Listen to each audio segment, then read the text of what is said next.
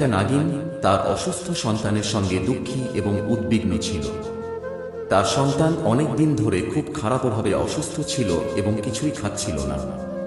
তার অবস্থা এত খারাপ হয়ে গিয়েছিল যে সে তার শেষ নিঃশ্বাস গুনতে শুরু করেছিল। তখন নাগিন কোনো উপায় না পেয়ে গাইয়ের গুহায় ছুটে গেল।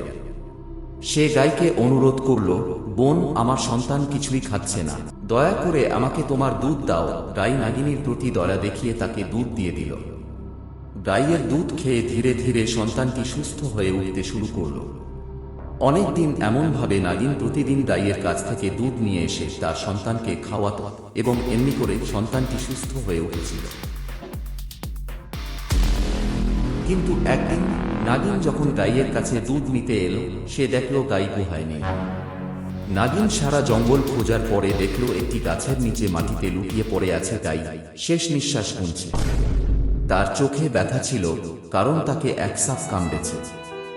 নাগিন তার সমস্ত শক্তি দিয়ে বিষ চুষে নিল, আর গাই সুস্থ হয়ে গেল।